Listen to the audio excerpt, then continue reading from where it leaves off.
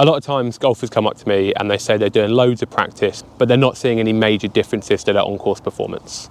And this is almost always down to the quality of practice rather than the quantity of practice they're doing. With practice in mind, I always think that more isn't better, better is better.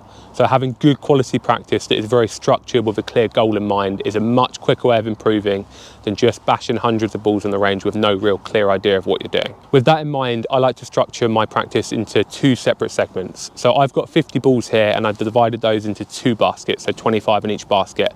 And each basket represents a different style of practice. So I've got my technical practice and I've got my performance-based practice. So my technical practice is where I'm working on any swing changes that I might be going through at the time. You might have picked up tips from YouTube that you want to work on. You might have seen your pro and he's given you some technique to work on. Whatever you're working on your swing and whatever differences you want to see in how your swing is looking, this is the time to work on it. And what I think is really important when you do this is to take all expectation away from ball flight and put all of your focus into your movement. So if you hit duff shots here, it doesn't really matter too much. As long as you feel like you're making a little bit of a difference in your swing and you're starting to feel what you're trying to work on a little bit better, then this is really, really effective use of your practice. I think it's important here not to have too many swing thoughts. So come to the range with a clear goal in mind of what you want to work on.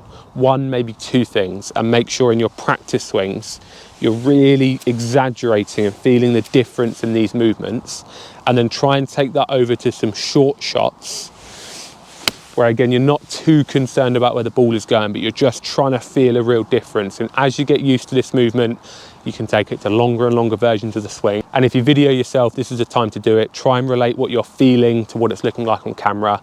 And this is the quickest way to make swing changes. It's worth bearing in mind that any meaningful swing change takes a long time to ingrain. So doing it over short practice swings and short shots and just really feeling a difference in the movement is the quickest way to develop better technique. The second style of practice, which is equally important, is performance-based practice.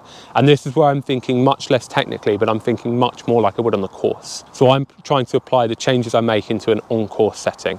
And basically this means picking different targets. So every range you go to will typically have lots of targets. And what I'm trying to do here is I'm trying to hit shots exactly as I would on the course. So that means going through my full pre-shot routine where I'm standing behind the ball, I'm seeing the shot in my head, I'm having my practice swings, and I'm trying to deliver a shot. And this is where I start to think more about ball flight and less about my movement, as I would do on the course. It's important when you're doing this to not just use the same club every time and definitely not using the same target. I'm mixing up my target, I'm mixing up the ball flight I'm trying to produce, I'm mixing up the club as well. So I'm just like I would on the course. I would very rarely use the same club twice in a row. So I'm doing the same thing here. I might hit driver at a target first, and then I might hit wedge to a different target with a different ball flight, exactly as I would be doing on the course. And this is a really nice tie-in between taking what you're working on in the range and trying to apply it to an on-course setting. And over time, this is how you're going to start to get better at hitting shots on the course. Again, if we compare this to the normal way of hitting balls, where I'm just hitting balls maybe at a target, not really too concerned on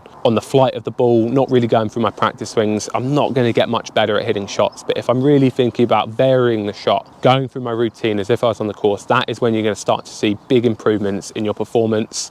And that's where you're going to start to be able to take your range practice over to an on-course setting and hopefully through to competition golf as well. So if you're not seeing much improvement in your golf, give this practice structure a go, and I promise you're going to start to see improvements. You're going to be able to take away what you're doing on the range, and you're hopefully going to be able to take that over to an on-course setting.